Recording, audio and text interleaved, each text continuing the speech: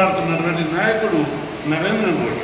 ఆయన సారథ్యం లోపల ప్రపంచంలో భారతదేశము అగ్రదేశంగా పరిగెడుతున్నది. మొన్న మేము పోయి కొట్లాడినాము. ఎన్నో రోజులుగా 76 ఏళ్ళు అయింది స్వతంత్రం వచ్చి ఈ దేశంలో కులగణన చేయలేదు. మేము పోయి ప్రధానమంత్రిని కలవద్దడే కులగణన ఒప్పుకున్నాం.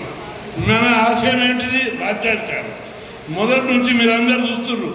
పార్లమెంట్లో బీసీ బిల్లు పెట్టి చట్టసభలో బీసీలకు 50% రిజర్వేషన్లు పెట్టాలని చెప్పి ఇప్పటికీ 1000 సార్లు ధర్నాలు చేశాం. కానీ ఇంతవరకు కల్లలేదు.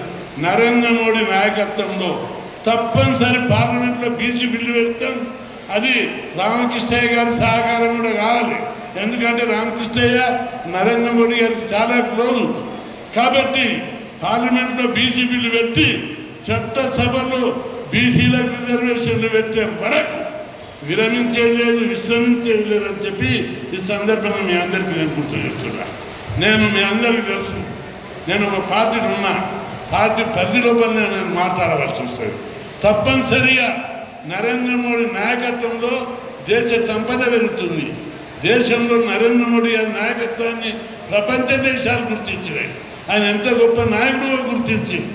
కాబట్టి ఆయన నాయకత్వంలో బీసీ ఫీలను ఆయన ఖచ్చితంగా మన కులంలో పుట్టింది. ఆయన అది నరాన ఎక్కడో మూల దాగుతుంది. ఇప్పుడు ఒక్కొక్కటి చేసుకుంటూ వస్తున్నాడు. జనాభా లెక్కలు తీస్తున్నాడు అంటే అర్థమేంటిది? తప్పనిసరిగా ఎవరి వాళ్ళకు మనం భారత మాత ముద్దు బిడ్డరం, చిన్నతనం ఉండం. మా వాటా కోసం కూడా జరుగుతుంది పోరాటం. ఎప్పుడైతే చట్టసభలో రిజర్వేషన్లు వస్తాయో అప్పుడు మాత్రమే మన వాటా మనకు దక్కుతుంది. ఆ దిశగా తప్పనిసరిగా ఈ దేశంలో న్యాయం జరిగే వరకు, పార్లమెంట్లో బీసీ బిల్లు పెట్టే వరకు విశ్రమించేది లేదని చెప్తున్నా. మీ అందరికీ ఇక్కడ వచ్చిన పెద్ద నాయకులు, సంఘాల నాయకులు ఉన్నారు, కుల సంఘాలు ఉన్నారు. కుల సంఘాల నాయకులు కూడా చెప్తున్నా, ఒక కులంగా మనం ఏం చేయం. ప్రభుత్వమే మన అందరినీ బీసీలు అన్నారు. నేను నా కులం ఎవరిదో ఇప్పటికీ తెలియదు. నా కులము గురించి ఎప్పుడు కొట్లాడతాను. నేను ఎప్పుడు కొట్లాడినా బీసీలకే కొట్లాడినా. 100 కులాలు చదువుకోవాలి, ఉద్యోగాలు చేయాలి, ఆ పదవులు అనుభవించాలి, అభివృద్ధి చెందాలని కొట్లాడినా. కాబట్టి మనమందరం కూడా కుల పోరాటాలు కాదు, కులం బీసీ పోరాటాల కోసం రావాలి. అందుకే ప్రతి ఒక్కరిని కులమేమంటే మన సోదరులందరూ ఏం చెప్పాలి?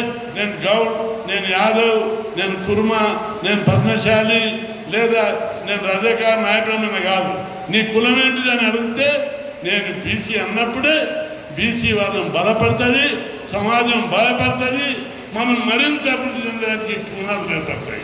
ఒక కులంగా ఏం సాధించాం మనం. మెయిన్గా బీసీ జాబితాలో 100 కులాలు ఉన్నాయి. ఈ 100 కులాలు